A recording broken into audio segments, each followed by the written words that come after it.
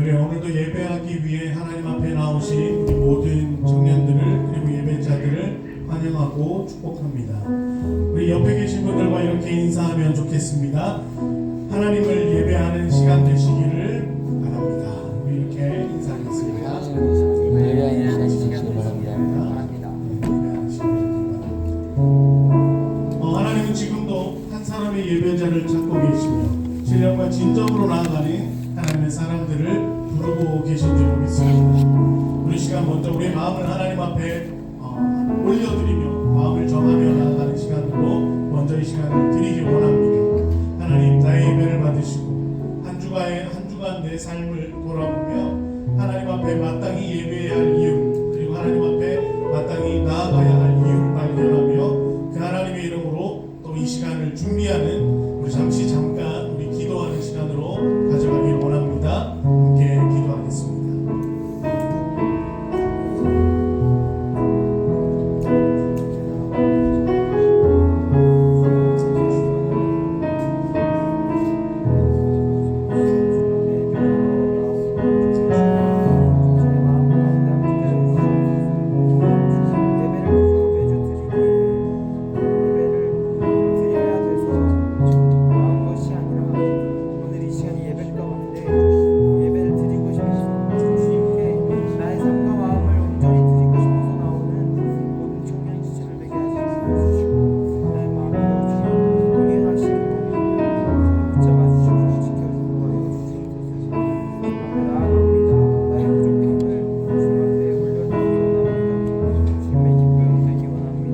사랑의 아버지 하나님, 이 시간 온전한 마음으로 예배하길 원합니다. 우리 가운데 하나님을 향한 온전한 마음과 정직한 영을 허락하사 하나님을 참으로 예배하는 자, 주의 이름을 부르짖는 자, 하나님을 더욱 의지하는 자로 하나님 우리와 함께해 주옵소서. 하나님, 대림절 기간입니다. 예수 그리스도의 이 땅에 나심이 나를 위함임을 보게 하시고 그 예수 그리스도의 놀라운 사명을 이어받아 땅끝까지 증인의 삶을 감당하는 우리 모두가 되도록 이 시간 예배 가운데 함께해 주옵소서. 모든 것 우리를 사랑하시며 이 땅에 오신 예수님의 이름으로 기도드립니다. 아멘.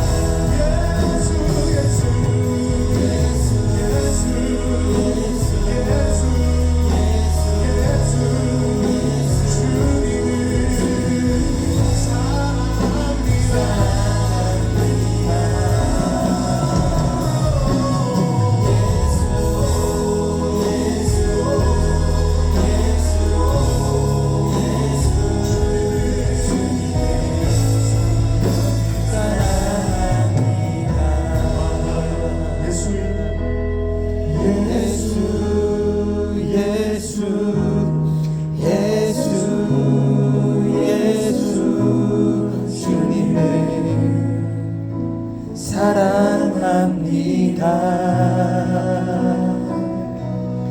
예수 예수 예수 예수 주님을 사랑합니다.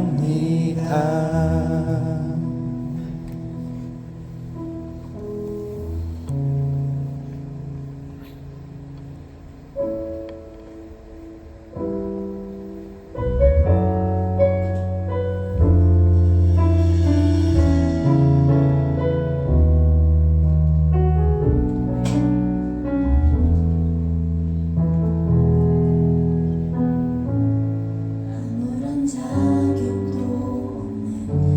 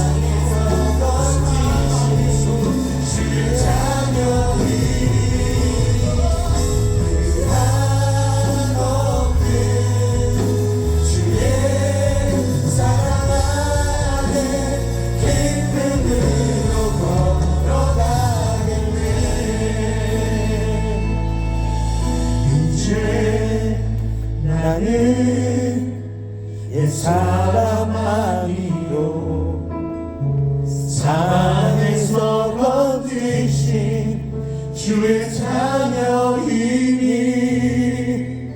그 한없는 주의 사랑 안에 기쁨으로 걸어가겠네.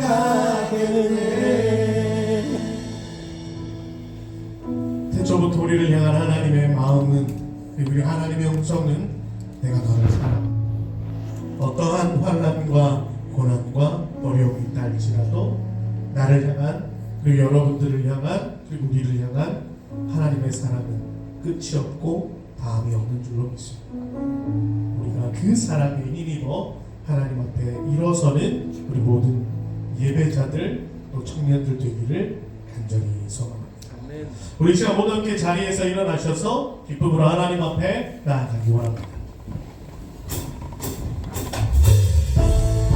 이렇게 박수치며 이 땅에 악의 예수로 오셔서 모든 사단을 굴복시키시고 하늘의 영광과 은혜 가운데 다시금 놀라운 일을 일으키신 주님을 찬양합니다.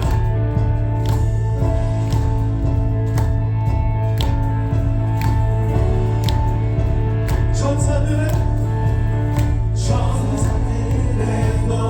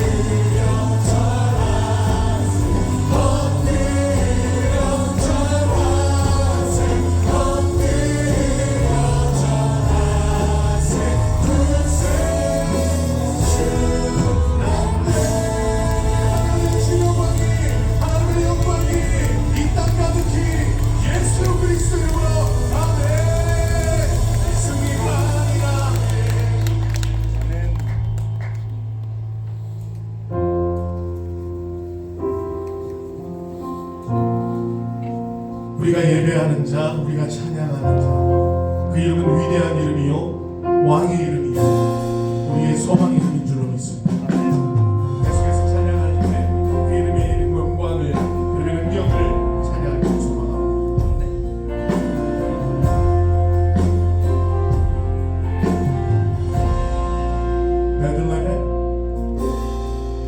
베들레헴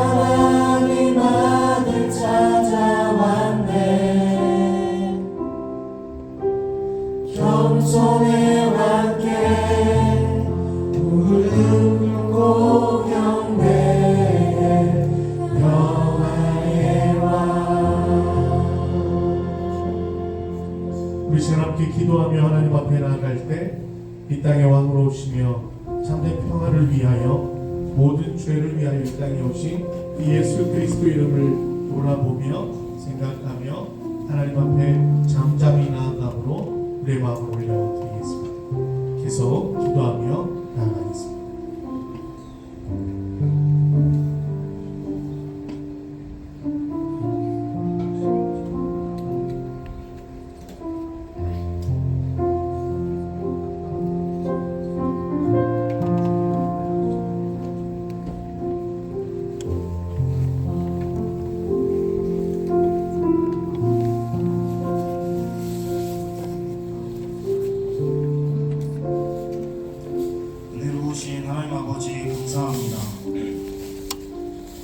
하나님의 은혜로 이곳에 모여 찬양하고 예배하며 기도하게 하심에 감사드립니다. 어느덧 한 해가 가고 추운 겨울 12월 중순이 되었습니다. 한 해를 돌이켜보면 주님 보시기에 참으로 부끄러운 순간들도 있었고 힘든 날도 있었고 두려운 날도 있었고 막막한 날도 있었습니다. 또 내가 지금 잘하고 있는 것인지 스스로에게 의구심이 드는 날도 참으로 많았습니다. 그러나 그런 걸음 속에서도 우린 하나님의 은혜를, 하나님의 채우심을 느끼며 결국엔 주님뿐임을 기억하게 됩니다. 주님, 저희는 정답을 모르고 하나님의 크신 계획도 몰라서 날 사랑한다고 하시는 주님께서 왜 고난을 허락하시고 왜 어려운 환경 속에서 우리를 살아가게 하실까? 왜 우리를 절벽 끝으로 가게 하실까 하는 궁금증과 원망이 생기곤 합니다. 하지만 그런 시간들 속에서 하나님 앞에 나아간다면 그것이 그걸로 축복인 것임을 우리가 깨닫게 하여 주옵소서. 앞이 보이지 않아서 헤매고 답답한 상황 가운데에서도 결국엔 정답은 하나님께 있다는 것을, 결국 은혜인 것을 우리 스스로 고백할 수 있게 우리의 마음을 고쳐 주옵소서. 이제 주님의 말씀을 듣습니다. 말씀 전하시는 목사님께 성령의 능력을 더하여 주셔서 말씀을 선포하실 때 거룩하신 하나님의 말씀에 귀 기울이게 하시고 그 말씀 앞에 기쁨과 순종하는 마음을 갖게 하여 주옵소서. 설교를 듣는 청년들의 마음을 주님 붙잡아 주시고 하나님 앞에 우리의 마음이 온전히 열납되게 하여 주시옵소서. 주님 언제나 우리와 함께 하심을 믿습니다. 감사합니다. 사랑합니다. 예수님 이름으로 기도드립니다. 아멘.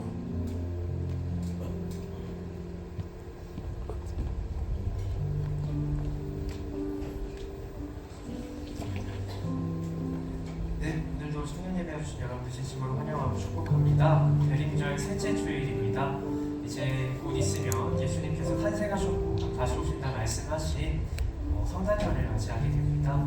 계속해서 성탄절을 준비하는 저희 성도들의 마음과 태도를 말씀 가운데 함께 배우고 나눌 수 있는 시간이 되었으면 좋겠습니다. 말씀 전 몇 가지 광고사항 전달해 드립니다. 네, 먼저 기쁜 소식이 있습니다. 저희 이청년부 김주연 자매와 삼청년부 이혜모 형제가 돌아오는 토요일 오후 5시 30분에 결혼을 합니다. 혹시 자리에 계시다면 잠깐 자리에서 일어나 주실 수 있나요? 네, 저희 박수로. 네, 그보다 저희 청년부 성실히 리더로 섬겨주시는 분들입니다. 네, 저희 청년분들의 많은 관심과 또 결혼식 참석을 부탁드리겠습니다. 감사합니다. 네, 두 번째로 저희 12월 28일 마지막 주일날 일청년부 연말 파티가 준비되어 있습니다. 일청년부에 소속된 분들은 저희 연말 파티 진행하는 일정 참고해 주시고 가능하면 모든 인원들이 다 참여해서 즐거운 시간, 즐거운 연말 시간 함께 보냈으면 좋겠습니다. 마지막 광고입니다. 미시오데이 팀원을 계속해서 모집하고 있습니다. 오늘까지 신청을 받는다고 하는데요. 선교 현장에서 함께 동역해 주시고 지원해 주시는 분들, 또 선교의 어떤 사역이나 미시오데이의 활동을 홍보하고 전달해 주실 수 있는 분, 그리고 여러 가지 행정이나 기타 여러 가지 능력대로 섬겨 주실 수 있는 분들을 많이 모집하고 있다고 하니까요. 선교에 관심 있으신 청년분들은 꼭 오늘까지 지원해 주시면 좋을 것 같습니다. 그리고 들어오실 때 확인해 보셨겠지만 저희가 몇 주 전부터 광고했던 내년도 미션 캘린더가 완성이 됐습니다. 얼리버드 신청하신 분들은 받아가 주시면 되고요. 신청을 안 하신 분들도 현장에서 실물을 보시고 구매하실 의향이 있다면 얼마든지 구매를 할 수 있다고 합니다. 그러니 예배 후 나가실 때 관심 있으신 분들은 구매해 주시고 이 달력을 내년에 같이 사용해 주시면 감사하겠습니다. 그럼 오늘 하나님께서 우리에게 주신 말씀을 함께 나누도록 하겠습니다. 오늘 우리에게 주시는 하나님의 말씀은 마태복음 11장 2절에서 11절까지의 말씀입니다. 오늘 함께 나눌 말씀은 마태복음 11장 2절에서 11절까지의 말씀입니다. 한 절씩 교독하시고 마지막 11절 말씀 함께 읽도록 하겠습니다. 제가 먼저 읽겠습니다. 요한이 옥에서 그리스도께서 하신 일을 듣고 제자들을 보내어 예수께 여기서부터 오실 그이가 당신이오니까 우리가 다른 이를 기다리오니까.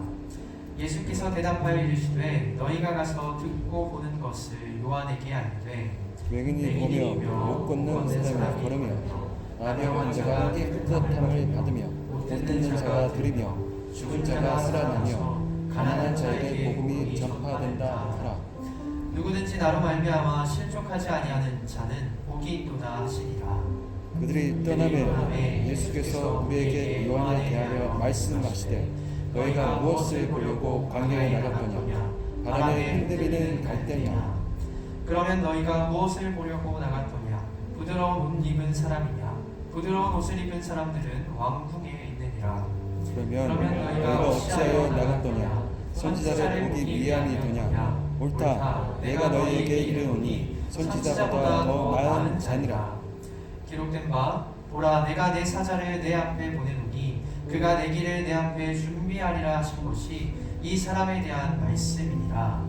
내가 진실로 너희에게 말하노니 여자가 낳은 자 중에 세례 요한보다 큰 이가 일어남이 없도다.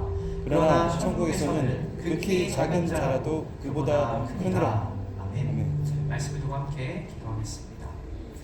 사랑해 주님 감사합니다. 대림절 셋째 주일 주님 앞에 더욱더 깊이 나아갑니다. 말씀을 통해 우리가 이 대림절 기간 동안 준비해야 될 자세와 태도를 알게 하시고 특별히 주님께서 원하시는 준비를 잘 감당하며 이 성탄의 복된 소식을 기쁨으로 받아들일 수 있는 우리 모든 청년들 되도록 인도하여 주시옵소서. 예수님의 이름으로 기도드립니다. 아멘. 네, 대림절 세 번째 주일입니다. 저희가 계속해서 그 주차에 맞춰서 초를 켜고 있는데요. 세 번째 저희가 켜는 초는 무엇을 상징하고 있을까요? 네, 첫 번째는 소망이었고요. 두 번째는 평화였습니다.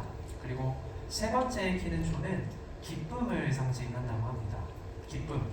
예수 그리스도가 이 땅에 오신다라고 하나님께서 말씀을 통해 약속해 주셨죠, 우리에게. 우리도 수많은 약속을 하는데 그 약속이 약속한 그대로 이루어지면 무슨 감정을 느끼나요? 기쁨을 느끼죠. 그래서 그 기쁨을 의미하는 초가 바로 대림절 셋째 주일 초입니다. 말씀하신 예수님이 우리 가운데 진짜 찾아오셨다. 약속하신 대로 은혜와 사랑과 구원을 베풀어 주셨다. 그것을 받아들인, 기쁨으로 받아들일 준비를 하는 기간이 바로 대림절 셋째 주일입니다. 우리는 하나님의 백성이라면 하나님께서 우리 성도들에게 약속하신 것들, 말씀을 통해 이미 주겠다 약속하신 것들이 그대로 이루어진다면 당연히 기뻐해야겠죠. 그게 성도로서 당연히 보여야 될 모습이라고 생각합니다. 그런데 어떤 이들은 하나님을 믿고 그 뜻이 이루어지길 소망한다 입술로는 말하면서도 막상 하나님께서 말씀하신 그대로, 약속하신 그대로 그 일을 이루어 주셨을 때 되려 실망하고 낙심하기도 합니다. 마태복음 11장 6절의 말씀입니다. 누구든지 나로 말미암아 실족하지 아니하는 자는 복이 있도다 하시니라. 아멘. 예수님이 제자들에게 하신 말씀인데요. 자신으로 인해 실족하지 않는 사람, 실망하고 낙심하지 않는 자에게는 복이 있다라고 말씀하셨습니다. 그 말씀은 마치 누군가는 예수님으로 인해 실망하고 낙심할 것을 알고 계시기에 이런 얘기를 하는 것처럼 들립니다. 하나님의 말씀대로 오실 예수 그리스도를 기대하고 그 길을 준비했던 많은 사람들이 있습니다. 특별히 저희는 2주 동안 세례 요한에 대해서 살펴보았는데요. 그 말씀을 사모했던 사람, 말씀대로 오실 예수 그리스도를 기다리고 준비했던 세례 요한조차도 이 예수님으로 인해서 그분이 보여준 모습과 사역으로 인해서 실망했었다고, 낙심했었다고 성경은 기록하고 있습니다. 마태복음 11장 2절에서 3절의 말씀입니다. 요한이 옥에서 그리스도께서 하신 일을 듣고 제자들을 보내어 예수께 여짜오되 오실 그이가 당신이오니이까 우리가 다른 일을 기다리오리이까. 우리가 기다리는 자가 정말 당신이 맞습니까? 세례 요한조차도 말씀대로 살아갔던 사람조차도 광야에서 회개를 그토록 외쳤던 이 사람조차도 예수님의 실제 모습과 사역을 보고 실망했었다고, 낙심에 빠져 예수님에게 내가 정말 기다리던 분이 당신이 맞습니까? 물었다라고 성경은 기록하고 있습니다. 그가 낙심에 빠진 이유는 무엇일까요? 둘 중에 하나겠죠. 첫 번째, 그가 사모했던 말씀대로 예수님이 일하지 않으신 겁니다. 하나님이 약속하신 대로 예수님이 사역하시지 않았을 때 우리는 실망할 수 있겠죠. 근데 예수님이 그런 분이셨습니까? 예수님은 말씀하신 그대로, 하나님께서 우리에게 주시겠다 말씀으로 언약하신 그대로의 일을 행하시고 베푸셨던 분입니다. 예수님은 말씀에 있어서 덜함도 더함도 없이 살아갔던 분이죠. 그럼 왜 세례 요한은 낙심했습니까? 말씀한 것 이상으로, 하나님이 우리에게 주시겠다 약속한 것 이상으로 그가 지나친 생각과 기대를, 소망을 품었기 때문입니다. 하나님의 말씀대로 예수 그리스도의 길을 준비하고 회개할 것을 촉구하며 하나님의 뜻을 구하지 않는 바리새인과 사두개인 등 지도자들을 독사의 자식이라 담대히 책망했던 요한이었습니다. 근데 그렇게 말씀대로 살아가고 예수님을 기다렸던 그가 막상 마주했던, 막상 경험했던 예수님의 모습은 어떤 모습이었죠? 가난한 목수의 아들로 태어나셨습니다. 어떤 영향력도 없이 살아가셨죠. 그리고 예수님이 그가 원하는 놀라운 변화를 세상 가운데 단숨에 보여주셨습니까? 아니죠. 말씀대로 따라갔던 세례 요한조차도 어려움에 처하게 되는데요. 그가 지금 예수님에게 이런 낙심의 마음을 비출 때 그는 어떤 상황에 처해 있었다고 성경은 기록하고 있습니까? 그는 감옥에 갇혀 있었다고 기록합니다. 마태복음 14장 3절에서 4절의 말씀입니다. 전에 헤롯이 그 동생 빌립의 아내 헤로디아의 일로 요한을 잡아 결박하여 옥에 가두었으니 이는 요한이 헤롯에게 말하되 당신이 그 여자를 차지한 것이 옳지 않다 하였음이라. 당시 유대인을 로마 황제를 대신해서 다스리던 분봉왕 헤롯이라는 사람이 있었습니다. 근데 그가 자신의 정치적인 목적을 위해서 배다른 형제였던 빌립의 아내 헤로디아라는 여인을 빼앗습니다.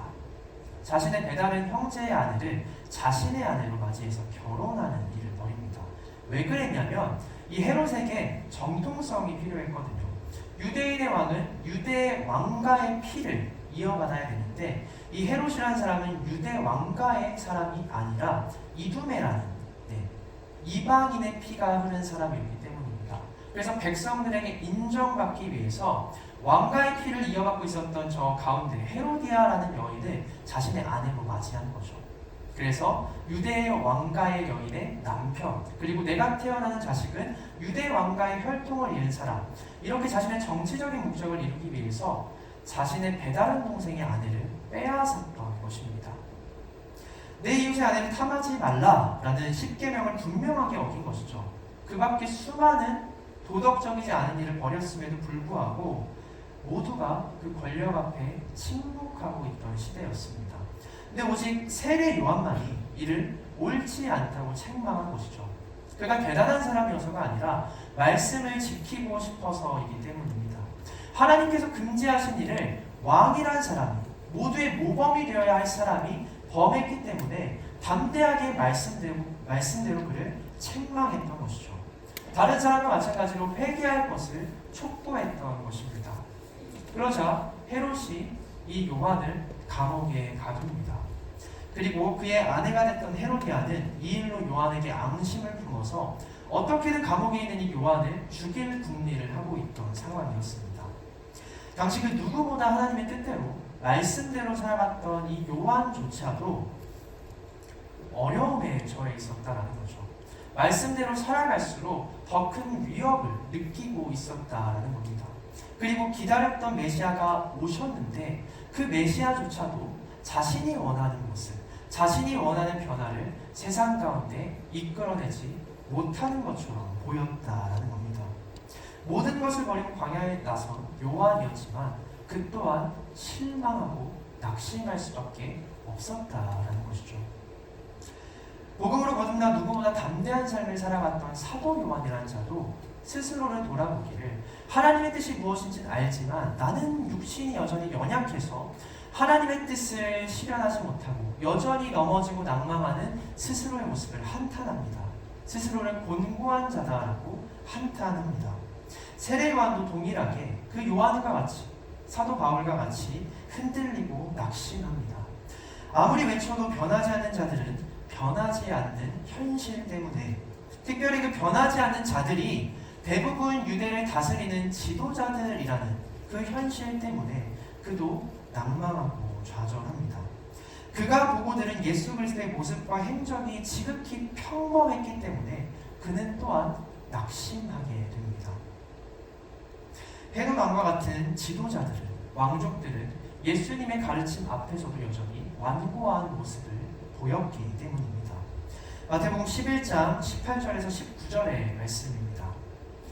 요한이 와서 먹지도 않고 마시지도 아니하매 그들이 말하기를 귀신이 들렸다 하더니 인자는 와서 먹고 마시매 말하기를 보라 먹기를 탐하고 포도주를 즐기는 사람이요 세리와 죄인의 친구로다 하니, 그가 기대하고 소망했던 극적인 변화는 여전히 찾아오지 않았습니다. 자신이 먹는 것도 자는 것도 아껴가면서 하나님의 말씀을 선포했을 때는 귀신 들린 자라고 조롱하며 자신의 이야기를 듣지 않았던 사람들이 예수님은 또 반대로 욕하는 것이죠. 먹고 마신다. 먹고 마시기를 즐기고 세리와 죄인들과 어울리기를 거리끼지 않으니 그 또한 문제가 있는 사람이다 라고 요한의 메시지를 듣지 않은 사람들이 예수님의 메시지 또한 듣지 않았다 성경은 기록하고 있습니다. 세례 요한도 예수님도 요한이 보기에는 결국 그 지도자들의 완고함 앞에 하나님께서 예고하신 새로운 시대를 열지 못한 실패자처럼 보였다라는 것입니다. 그래서 요한은 옥중에서 자신의 제자들을 보내 예수님께 묻는 것이죠. 오실 그분이 정말 당신이 맞습니까? 아니면 저희가 다른 사람을 기다려야 합니까? 그 질문에 예수님은 이렇게 답하십니다. 마태복음 11장 4절에서 5절의 말씀을 함께 읽도록 하겠습니다. 4절에서 5절의 말씀입니다. 예수께서 대답하여 이르시되 너희가 가서 듣고 보는 것을 요한에게 알리되 맹인이 보며 못 걷는 사람이 걸으며 나병 환자가 깨끗함을 받으며 못 듣는 자가 들으며 죽은 자가 살아나며 가난한 자에게 복음이 전파된다 하라. 아멘. 예수님은 뭐라고 말씀하십니까? 구태여 설명하거나 요한을 설득하려 하지 않고 그저 보라고, 들으라고, 내가 무슨 일을 하는지 경험해보라고 얘기하십니다. 왜냐하면 앞서 말씀드린 것처럼 예수님께서는 말씀에 적혀있는 그대로 하나님께서 약속하신 그대로만을 이루고 행하셨기 때문입니다.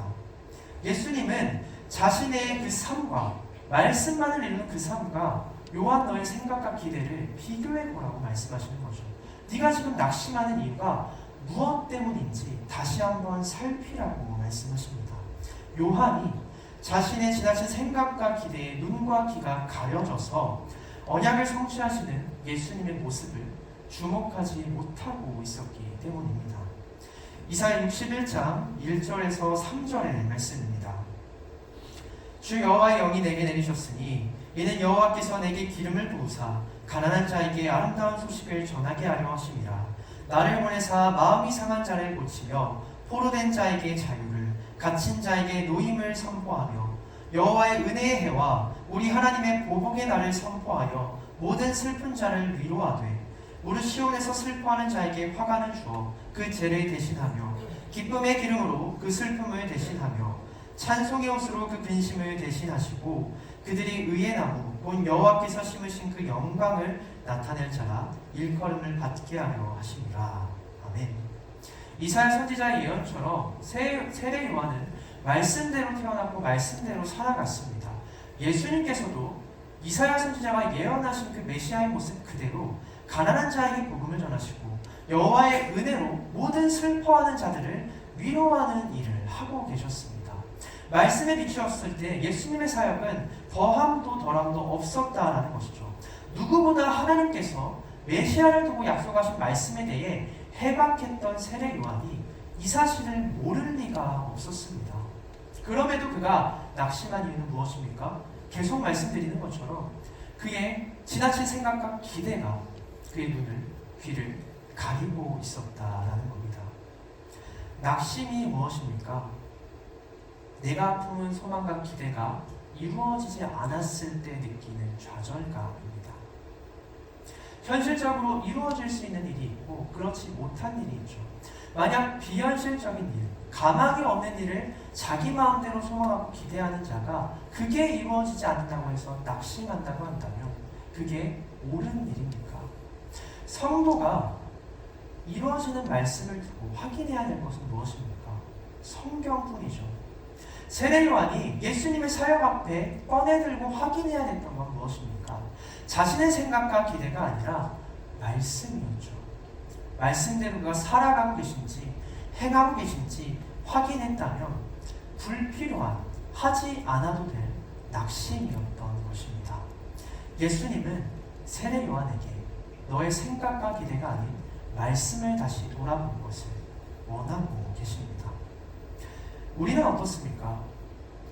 우리도 우리를 향한 하나님의 선한 뜻과 계획이 이루어지기를 간절히 바라죠.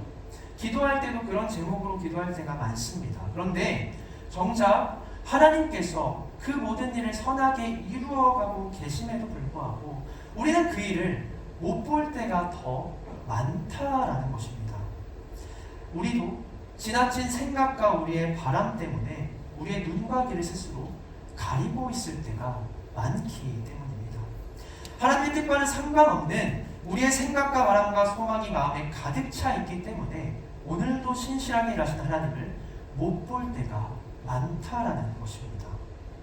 그래서 하나님은 약속을 이루어가고 계시는데 그것을 보며 우리는 되려 그 예수님을 보며 되려 기뻐하기보다 낙심하고 실망할 때가 더욱 많다라는 것입니다. 낙심은 그런 마음입니다.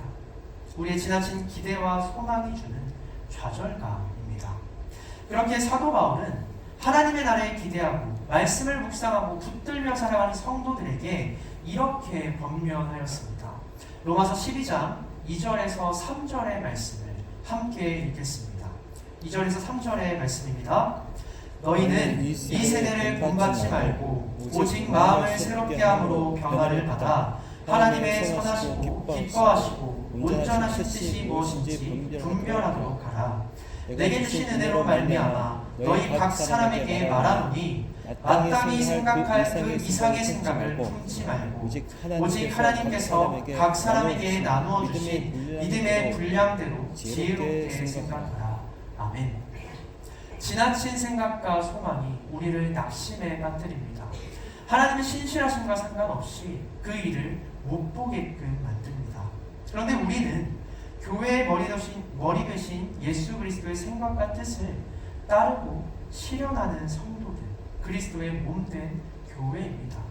생각과 뜻은 하나님께서 품으신다면 우리는 하나님께서 생각하고 뜻하신 그대로 행하고 믿으며 나아가는 사람들입니다. 그게 바로 성도입니다. 우리가 날마다 상고하고 묵상해야 할 것은 하나님께서 이미 우리에게 주신 언약의 말씀이지 우리의 생각과 기대가 정말 이루어지나 하나님께서 그것을 이루어 주시나 두고 보는 마음이 아니라는 겁니다. 바울은 마음을 새롭게 하라고 하나님의 뜻을 분별하는 데 힘쓰라고 권면합니다. 이게 내 생각인지 하나님의 뜻인지 내 바람인지 하나님께서 약속하신 언약을 두고 소망하는 것인지 돌아보아야 한다고 얘기합니다. 예수님 또한 말씀하시지 않으셨습니까? 누구든지 나로 말미암아 실족하지 아니하는 자에게 복이 있을 것이다. 하나님이 약속하신 그 복과 기쁨을 누릴 것이다 말씀하셨습니다. 사랑하는 방주교회 청년 여러분, 대림절 기간 항상 기도하고 깨어 있어서 하나님께서 약속하시고 이루시는 일들을 주목하고 바라볼 수 있는 여러분 되길 소망합니다. 내 생각과 마음은 잠시 내려놓고 하나님이 나에게 무엇을 약속하셨는지 조금이라도 더 말씀을 돌아보고 생각할 수 있는, 말씀 그대로 약속하신 것을 기대하고 바랄 수 있는 여러분 되시길 간절히 소망합니다. 예수님께서는 이어서 모여있는 제자들에게 말씀하십니다. 너희들은 과연 무엇을 보고 있는지 말입니다. 마태복음 11장 7절에서 10절의 말씀입니다. 그들이 떠나매 예수께서 무리에게 요한에 대하여 말씀하시되 너희가 무엇을 보려고 광야에 나갔더냐? 바람에 흔들리는 갈대냐? 그러면 너희가 무엇을 보려고 나갔더냐? 부드러운 옷 입은 사람이냐? 부드러운 옷을 입은 사람들은 왕궁에 있느니라. 그러면 너희가 어찌하여 나갔더냐? 선지자를 보기 위함이었더냐? 옳다. 내가 너희에게 이르노니 선지자보다 더 나은 자니라. 기록된 바 보라, 내가 내 사자를 내 앞에 보내노니 그가 내 길을 내 앞에 준비하리라 하신 것이 이 사람에 대한 말씀이니라. 아멘. 예수님은 믿음이 흔들렸던 요한을 되려 높여주십니다. 부족하고 연약하나 하나님의 뜻을 이루기 위해 믿음을 가지고 모든 것을 버린 그 사람을, 광야로 나가 외친 그 사람을 높여주십니다. 당시 광야는 유대인들에게 있어서 굉장히 특별한 장소였습니다. 고난과 척박한 삶을 상징하기도 하지만 그들이 믿음의 선조로 생각했던 모세, 아브라함, 다윗 모두 광야에서 하나님을 만났고 광야에서 하나님께 다듬어졌고 광야에서 하나님의 도구로 은혜의 자손으로 사용되었기 때문입니다. 유대인들에게 광야는 하나님의 뜻이 머물고 일어나는 상징적인 장소였습니다. 제자들과 무리들도 그 광야로 나가서 세례 요한도 본 것이고 예수 그리스도도 만나게 되는 것입니다. 그런데 예수님은 물으십니다. 너희가 무엇을 보려고 광야에 나갔더냐? 당연히 하나님의 뜻이 무엇인지, 그 뜻이 누구를 통해 이루어지는지를 보러 나가는 것이겠죠. 그런데 예수님은 묻습니다. 너희가 바람에 흔들리는 갈대를 보러 나간 것이냐? 아니면 부드러운 옷을 입은 사람을 보러 나간 것이냐? 생각 없이 나간 것이냐? 아니면 되려 지나친 생각과 기대를 품고 말씀이 아니라 너희들이 원하는 누군가를 보러 나간 것이냐? 예수님은 모여있는 제자들에게도 물으십니다. 하나님의 뜻을 구하고 확인하러 나온 광야에서 너희가 실제로 소망하고 찾아 헤맨 것이 무엇이냐? 물으시는 것입니다. 세례 요한뿐만 아니라 지금 예수님 곁에 모여있는 대다수의 사람들도 예수님이 아니라 말씀으로 약속하신 그 하나님의 사람이 아니라 그들이 원했던 지도자를, 그들이 원했던 인물을 원하고 있었기 때문입니다. 이사야는 하나님의 뜻을 따라 예수님과 같은 메시아를 예언하고 있었습니다. 예수님은 그렇게 살아오셨죠. 자신을 드러낸 게 아닙니다. 예수님은 하나님의 뜻이 아니면 자신의 권능마저 제한하신 분입니다. 이적을 보여야 될 상황, 모두가 예수님을 조롱하고 의심하고 있을 때 자신을 높이고 자신의 영광을 위해서 이적을 보여주신 분이 아니었습니다. 오직 말씀에서 하나님이 약속하신 대로 하나님의 뜻과 신실하심이 드러나는 순간만 예수님은 이적을 베푸시고 하나님의 말씀을 가르치셨습니다. 자신이 아닌 하나님의 신실하심과 영광을 드러내기 위해 살아갔던 분이셨습니다. 세례 요한 또한 말씀을 따라 태어났고 말씀을 따라 살아갔죠. 하나님께서 약속하신 그분을 기다리고 증언하기 위해 자신도 낙타 털옷을 입고 허리에 가죽띠를 띠고 음식은 메뚜기와 석청을 먹으며 지냈습니다. 예수님과 마찬가지로 세례 요한도 말씀하신 그대로 살아가려 했던 자였습니다. 예수님은 그래서 그를 칭찬하고 높여주신 것이죠. 마태복음 11장 11절의 말씀입니다. 내가 진실로 너희에게 말하노니 여자가 낳은 자 중에 세례 요한보다 큰 이가 일어남이 없도다. 그러나 천국에서는 극히 작은 자라도 그보다 크니라. 아멘. 왜 그가 여자가 낳은 자 중에 가장 큰 자입니까? 그가 대단한 업적과 변화를 일으킨 게 아닌데 말입니다. 옥에 갇혀 있었고 결국 변화시키지 못한 사람들이 있었고 그 또한 낙심하고 좌절했던 사람이었는데 예수님은 왜 그가 여자가 낳은 자 중에 가장 큰 사람이라 높여주셨습니까? 어떤 삶을 살았든 말씀대로 말씀을 이루기 위해 살았던 자였기 때문입니다. 그래서 예수님은 그 세례 요한을 말씀을 통해 하나님의 일에 동참하고자 애쓰고 노력했던 그 세례 요한을 여자가 낳은 자 중에 가장 큰 자다라고 말씀하셨습니다. 요한이 하나님의 뜻을 전할 때는 언제였습니까? 아무도 진정한 하나님을 주목하지 않고 말씀에 귀 기울이지 않았던 때였습니다. 스스로를 신으로 칭하는 로마 황제와 그 권력 아래 굽실거리는 대제사장들, 종교 지도자들이 있던 때였습니다. 겉으로는 유대인의 지도자, 민중의 지팡이라 자처하면서도 그들 또한 자신의 권력을 지키기에 급급했던 바리새인들, 그들이 백성들을 율법으로 미혹하고 정죄하던 시대였습니다. 결국 하나님의 뜻을 외치면서도 내가 하나님의 사람임을 말하면서도 하나님의 뜻이 아닌 자기 뜻과 권세를 위해 살아갔던 자들이 득실되던 시대였다는 거죠. 예수님께서는 그런 시대를 이렇게 표현하고 계십니다. 마태복음 11장 12절의 말씀입니다. 세례 요한의 때부터 지금까지 천국은 침노를 당하나니 침노하는 자는 빼앗느니라. 아멘. 예수님은 뭐라고 표현하십니까? 천국이, 하나님의 뜻과 그가 다스리는 나라가 침략당하고 있다고 얘기합니다.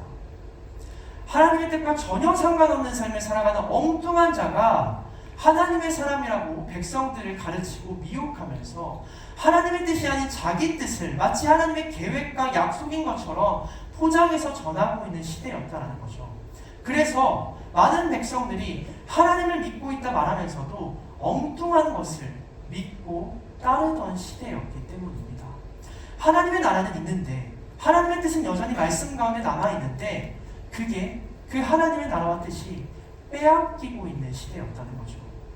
하나님이 하나님 되지 못하고 엉뚱한 자들이 하나님을 대신해서 그 권세와 영광을 취하고 있던 자, 천국이 침략을 당하고 있던 시대였다고 예수님은 말씀하십니다. 우리는 어떤 삶을 살아가고 있습니까? 요즘 복받은 인생을 살기 위해서, 보다 나은 인생을 살기 위해서 교회로 찾아가는 사람들이 얼마나 있을까요? 세상 사람은 다 열심히 삽니다. 근데 망하고 싶어서 열심히 사는 사람 있습니까? 다 구원받고 싶어서, 다 평안한 궁극적인 행복을 누리고 싶어서 저마다 열심히 살아가는 거죠. 다른 목표를 쫓아가면서. 극하게 말한다면 모두가 자기만의 하나님 나라를 얻기 위해서 살아갑니다. 근데 정말 복받은 인생, 정말 행복한 인생 살기 위해서 교회로 찾아오는 사람들이 얼마나 있습니까? 도덕적이고 명예로운 인생을 살기 위해서 말씀을 펼쳐보는 사람들이 얼마나 있습니까? 저마다 다른 길을 갑니다.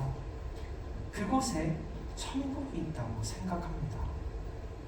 오늘도 세례 요한이 살던 그 시대와 마찬가지라는 거죠.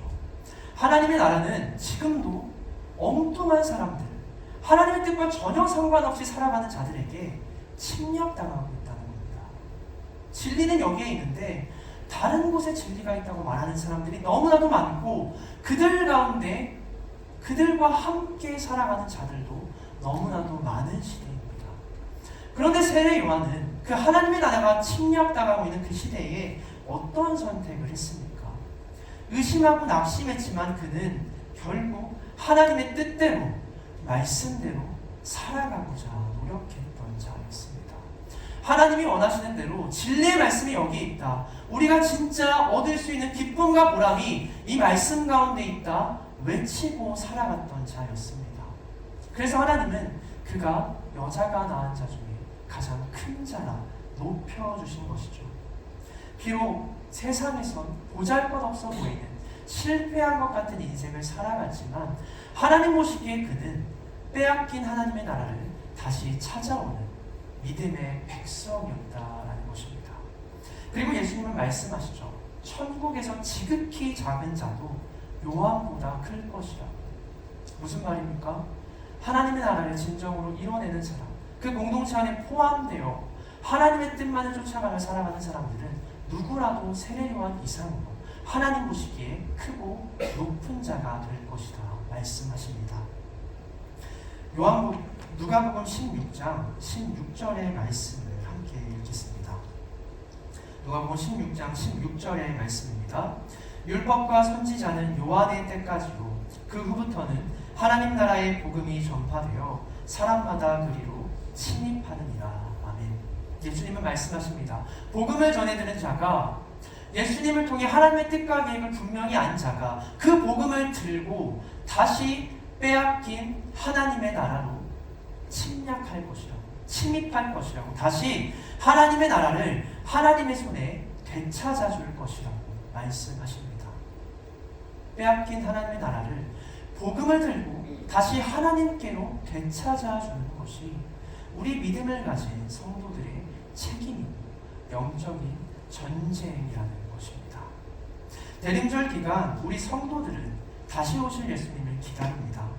복된 소식과 참된 기쁨을 소망하는 사람들이 바로 우리들입니다. 예수님이 약속하신 그 기쁨을 누리려는 자가 반드시 준비해야 할 것이 있다고 예수님은 말씀하십니다. 무엇입니까? 비워두는 것입니다.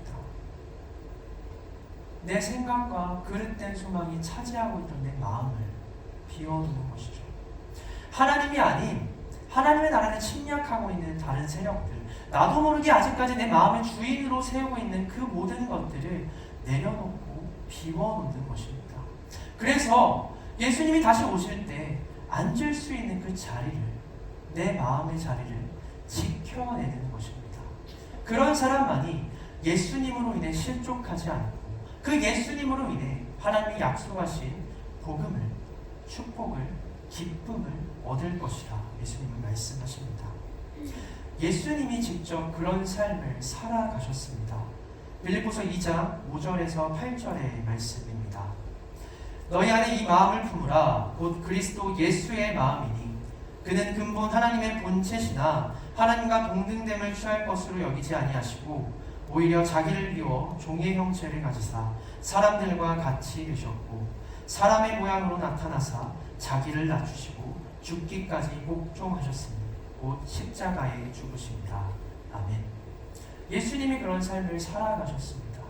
하나님의 나라를 이 땅 가운데 가장 먼저 보여주셨던 예수님이 본인은 본래 하나님과 동일한 존재이시지만 자신을 비워내셨다라고 성경은 기록합니다.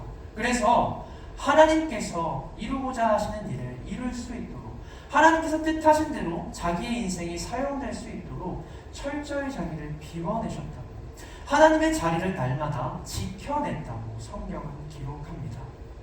빌립은 이 그리스도 예수의 마음을 너희들도 품어야 된다 말씀하십니다.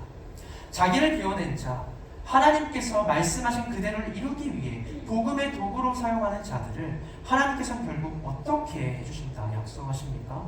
예수 그리스도를 하나님께서 어떻게 변화시키셨다고 성경은 기록하고 있습니까? 빌립보서 2장 9절에서 11절의 말씀을 마지막으로 함께 읽도록 하겠습니다.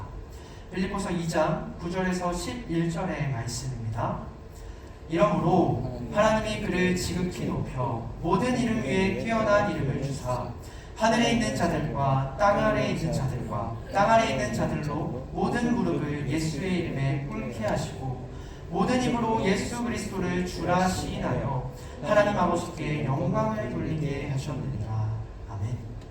그런 사람을 높여주셨고 하나님 나라를 빼앗았던 모든 세상 권세자들이 그 이름 앞에 무릎 꿇게 하셨다. 성경은 기록합니다. 그 모든 이들이 다시 하나님 아버지께 영광을 돌리게 하셨다라고 성경은 기록합니다. 빼앗긴 하나님의 나라를 다시 되찾고 회복하는 것, 우리 성도가 해야 될 일이지만 우리의 힘만으로는 이룰 수 없는 일입니다. 우리가 우리를 비워낼 때 우리의 그릇된 생각과 소망도 우리의 능력과 지혜도 뜻과 계획도 모두 내려놓고 비워놓았을 때 우리 안에 거하시는 하나님께서 우리를 통해 이루어 주시는 일이십니다. 온전한 복음을 전해듣지 못한 요한도 구약의 말씀과 율법만으로 하나님의 뜻을 깨닫고 그 뜻대로 자신을 비우고 낮출 수 있었습니다. 여전히 의심이 있고 낙심이 있지만 내가 바라는 예수님의 모습과 이루어지길 소망하는 일들이 남아있지만 그도 결국 옥중에서 자신을 비우고 낮추기를 선택했습니다. 그래서 나를 통해 끝까지 내 뜻이 아닌 하나님의 뜻과 약속이 이루어지는 삶을 살아갔습니다. 예수님은 그리고 우리에게 말씀하십니다. 온전한 복음을 전해들은 너희 성도들아, 그 복음을 들고 세상 가운데로 나아가라. 너희를 비우고 하나님의 자리를 마련해서 세상 권세가 빼앗은 하나님의 나라를, 그들이 침략하고 빼앗은 하나님의 뜻과 천국을 다시 되찾아와야 한다. 너희 성도들의 삶으로 하나님의 자녀는 결국 이런 삶을 살아가는구나. 하나님께서 결국 그 삶을 이렇게 높여주시는구나. 결국 그 삶을 통해서 하나님이 이렇게 영광 받으시는구나. 보이는 삶을 살아가야 한다. 예수님은 말씀하십니다. 다가오는 대림절 기간 동안 나를 비우고 예수님의 자리를 마련하여서 주님이 오실 때에 주님과 함께 참된 기쁨을 누릴 수 있는 여러분 되시길 소망합니다. 예수님으로 인해 낙심하기보다 말씀을 통해 이루어주신 그분의 은혜와 구원을 기뻐하며 받아들일 수 있는 여러분 되기를 소망합니다. 예수님과 함께 복음을 들고 세상 가운데 빼앗긴 천국을, 하나님 나라를 다시 되찾을 수 있는 여러분 되시기를 간절히 소망합니다. 제가 잠시 기도하며 나아가겠습니다. 이렇게 기도했으면 좋겠습니다. 주님, 여전히 우리는 하나님의 나라를 빼앗기며 살아갑니다. 우리가 부족하고 연약하여서 하나님을 믿는다고 하면서도 세상과 다를 바 없는 모습으로, 하나님이 아닌 다른 것을 쫓아가는 모습으로 하나님의 나라를, 하나님의 뜻을, 하나님께서 받으실 영광을 세상 가운데 여전히 빼앗기며 살아가고 있습니다. 그러나 주님, 이 대림절 기간 동안 우리의 그릇된 생각과 마음을 내려놓게 하시고 하나님의 말씀을 이루고 증거하는 성도의 삶을 회복하게 하여 주시옵소서. 우리의 모습과 언행과 착한 행실을 통하여서 하나님을 믿는 백성이 어떤 삶을 살아가는지 드러내고 증거하게 하여 주시고, 하나님의 뜻을 쫓아 살아가는 삶이 얼마나 존귀하고 영광받는 삶이 되는지 세상 가운데 보여줄 수 있는 우리가 되게 하여 주시옵소서. 그래서 복음을 들고 세상 가운데 빼앗긴 하나님의 뜻과 진리의 말씀과 하나님의 나라와 천국을 다시 되찾아 하나님 앞에 올려드릴 수 있는 믿음의 백성 되도록 인도하여 주시옵소서. 시간 함께 기도하며 나아가겠습니다. 기도하겠습니다. 사랑해 주님 감사합니다.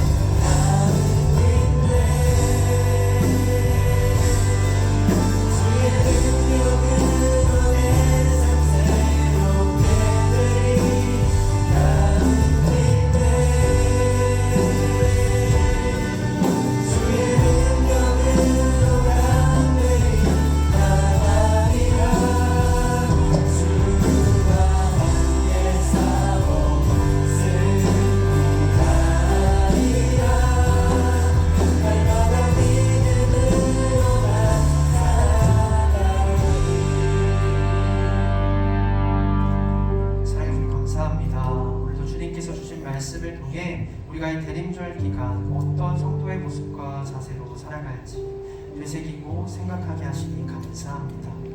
우리가 지금도 세상 가운데 빼앗기고 있는 하나님의 뜻과 은혜와 영광은 없는지 돌아봅니다. 우리가 부족하여서 아직도 우리의 소망과 기대를 내려놓지 못하여서 주님 세상 가운데 주님의 자녀라 스스로 소개하면서도 연약한 모습을 보일 때가 있음을 고백합니다. 그러나 주님, 이 대림절 기간 우리의 기대와 생각을 잠시 내려놓고 하나님의 말씀을 더욱더 묵상할 수 있는 우리 청년들 되도록 인도하여 주시옵소서. 그래서 말씀 가운데 더함도 덜함도 없이 이 땅 가운데 찾아오셨고 다시 오실 예수 그리스도를 진정으로 소망하고 기대할 수 있는 사람, 예수님으로 인해 실망하고 낙심하는 것이 아니라 기쁨과 평안을 누릴 수 있는 믿음의 백성 되도록 인도하여 주시옵소서. 이 모든 말씀 우리 주 예수 그리스도의 이름으로 기도드립니다. 아멘. 이 시간에 잠시 저희 돌아오는 목요일에 일본으로 화성하는 저희 선교팀 발대식을 진행하도록 하겠습니다. 저희 5박 6일 기간 동안 행하는 선교 일정을 두고 같이 기도해 주셨으면 좋겠습니다. 먼저 저희가 준비한 특선으로 발대식을 시작하도록 하겠습니다.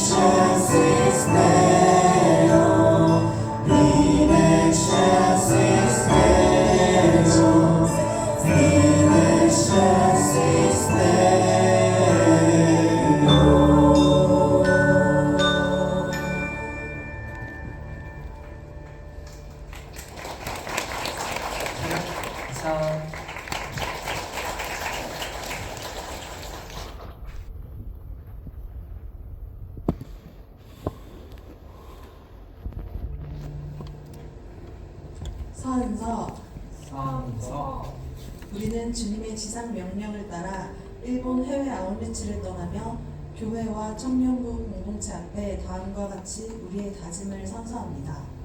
하나, 우리는 예수 그리스도의 복음을 전하는 일에만 온 마음을 집중하겠습니다.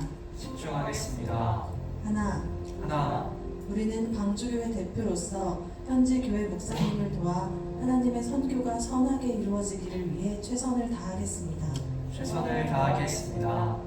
하나, 우리는 하나님께서 묶어주신 한 몸으로서 서로를 사랑하며 언제나 함께하겠습니다. 하나, 우리는 선교가 끝나고 나서도 선교주에서 보고 듣고 경험한 하나님에 대해 증인된 삶을 살아가겠습니다. 위의 다짐을 하나님의 자녀로서 기꺼이 순종하며 섬길 것을 선서합니다. 2025년 12월 14일 일본 해외 리치 선교팀 대표 이희진.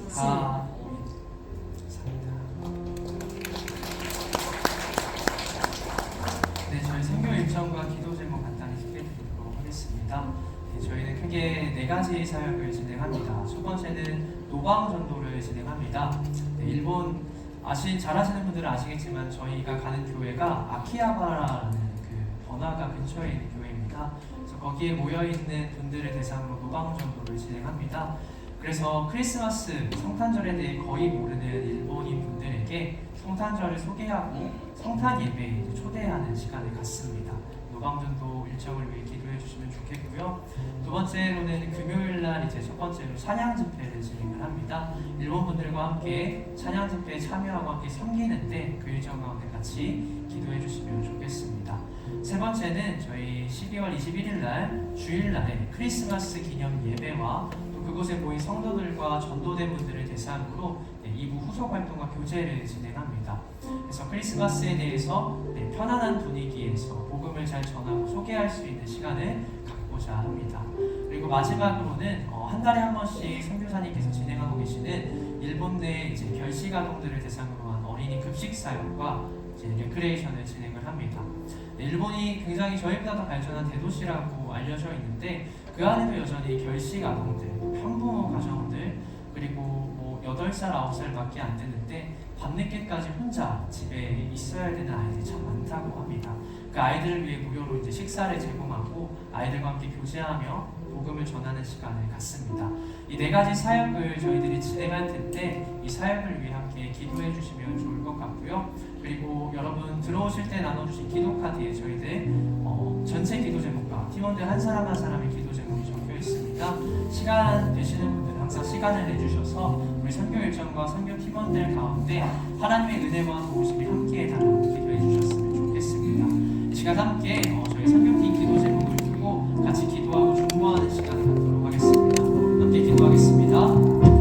사랑해 주님 감사합니다. 주님께서 보내주신 그 자리에서 일본 땅 가운데서 하나님이 그 자리에 불러주시고 우리에게 복음을 전하고 하나님 아버지 크리스마스와 성탄절의 복음을 나누는 시간을 갖고자 합니다. 하나님에 대해서 성탄절과 예수님을 다시 저희가 지금 하나님의 하나님 영광을 가운데 하나님 가운데 있는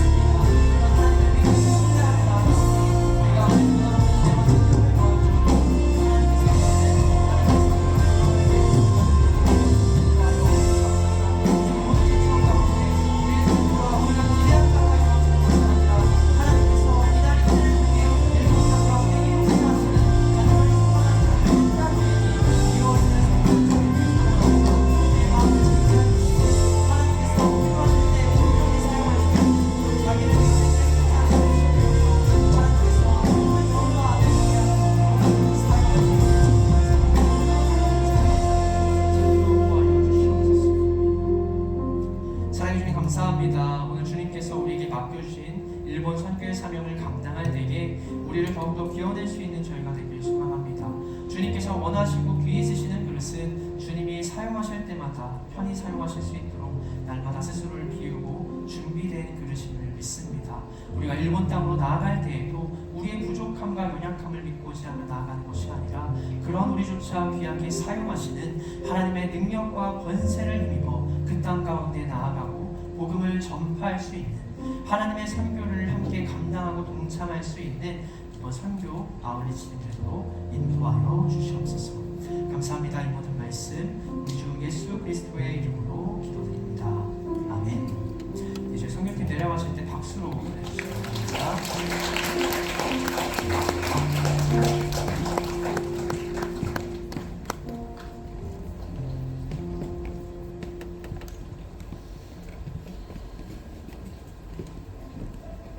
네, 안녕하세요. 반갑습니다. 청년부 세가족 관찰 맡고 있는 오현석입니다.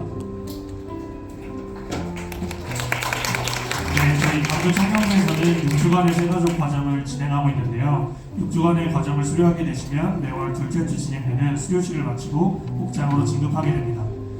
이번 달 세가족 명단입니다.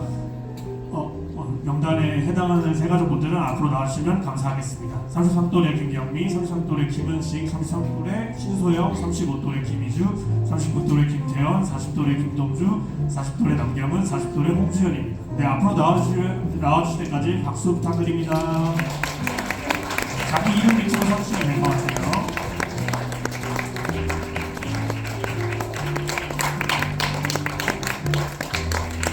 네, 큰 박수 한번 다시 부탁드립니다.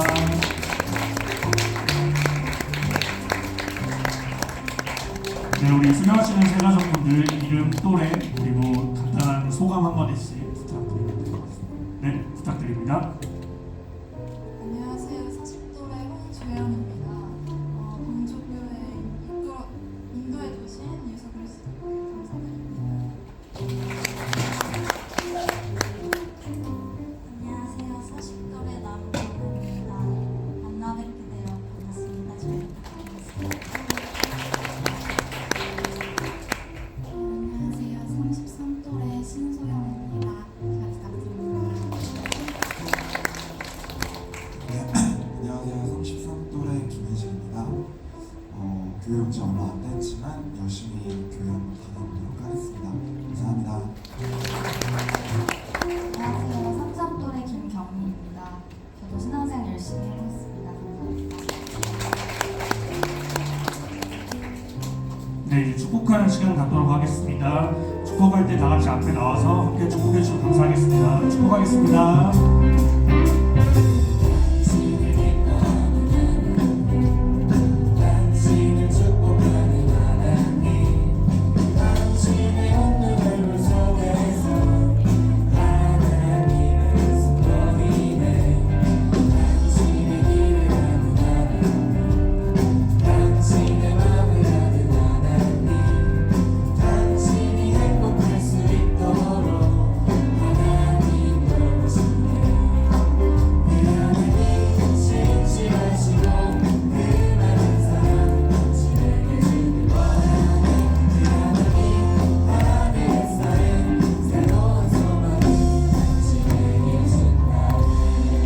네, 오늘 수료식 목사님 기도로 마치도록 하겠습니다.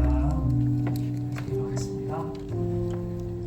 사랑해 주님 감사합니다. 12월 25년도 마지막 그 달에도 주님 귀한 영혼들을 우리 청년부 공동체에 보내주시고 뿌리 내리게 하시니 감사합니다. 그 뿌리가 주님의 말씀 안에 더욱더 견고하여져서 우리 청년부 공동체가 주님 보시기에 더욱 아름답고 풍성한 공동체들로 인도하여 주시옵소서. 용기를 내서 또 믿음을 가지고 이 자리에 나온 세가족분들을 축복하여 주시고 그들이 계속해서 주님 안에 은혜와 평안을 누리며 귀한 신앙생활을 이어갈 수 있도록 주님 함께 하시고 역사하여 주시옵소서. 감사합니다. 이 모든 말씀 우리 주 예수 그리스도의 이름으로 기도드립니다. 아멘. 네, 저희 다시 한번 박수로 들어가겠습니다.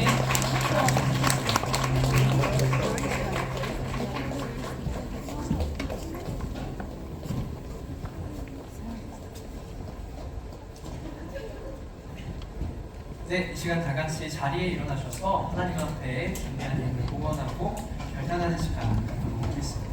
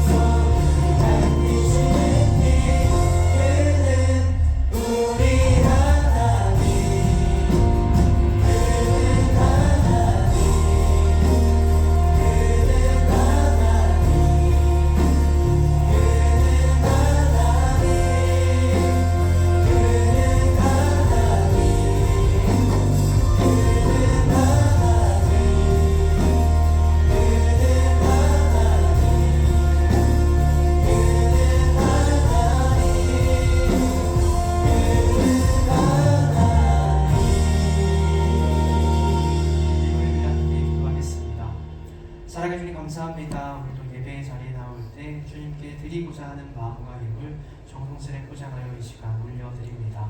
우리의 마음을 기쁘게 받아주시고 한 주간도 주님께서 세워주시고 또 보내주신 자리 가운데 살아갈 때에 주님의 뜻대로 주님의 자녀다운 모습을 보이며 살아갈 수 있는 우리 되도록 인도하여 주시옵소서. 그래서 많은 이들이 진리와 또 가장 평안한 삶이 말씀 안에 있음을 고백하고 알 수 있는 인생을 살아가도록 주님 인도하시고 역사하여 주시옵소서.